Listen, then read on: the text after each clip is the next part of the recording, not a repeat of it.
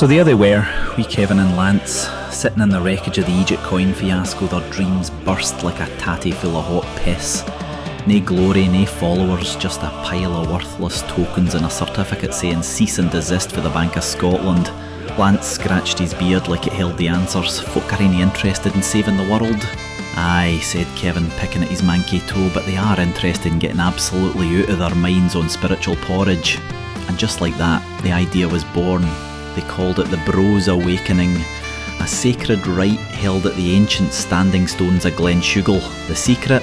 A porridge brewed with oats, nettles, elderflower and a secret ingredient Kevin harvested from between his toes, psychedelic toadstools feeding off his sock rot. Porridge opens the belly, Kevin said, and the mushrooms, they open the cosmic ring piece. Preparations were pure chaos. They stole a giant cauldron for the town soup kitchen, filled it with muddy water, foraged half the woods and stirred it with a fence post. Kevin added the final touch, a single drip of foot sweat into each bowl.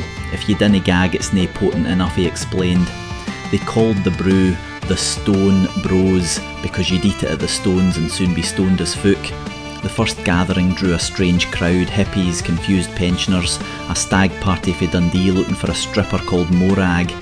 Everyone sat cross-legged round the stones, bowls in hand. Kevin stood tall atop the centre slab, draped in a cape made of curtains and fishnet tights. Lance handed out bowls with a ladle he found in a bin. Once the porridge hit the guts, the howling began. Folk started rolling in the grass, speaking in tongues. A man cried because he remembered the time he shagged a vacuum cleaner. A lassie tried to marry a bush.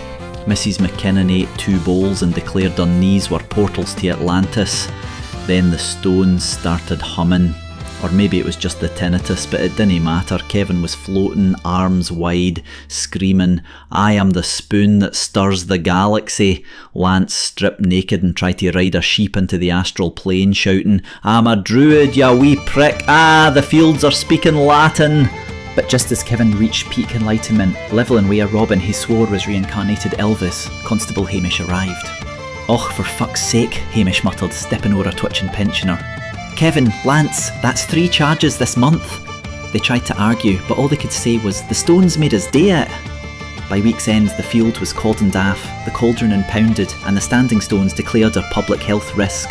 Back in their flats, scrubbing porridge after nipples, Kevin lit a candle made of old lard and mused, maybe the world's no ready for spiritual oats. Lance nodded, stirring the last bowl, still twitching a bit. "But we got stoned with the stones, mate. That's something, that's beautiful." And so ended the Brose Awakening, an event's forever whispered o' in local legends, usually followed by the words, "They not eat anything they offer ye."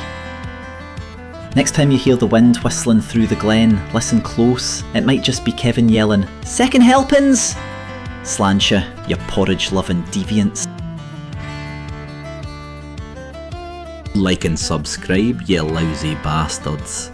See you next time on the misadventures of wee Kevin.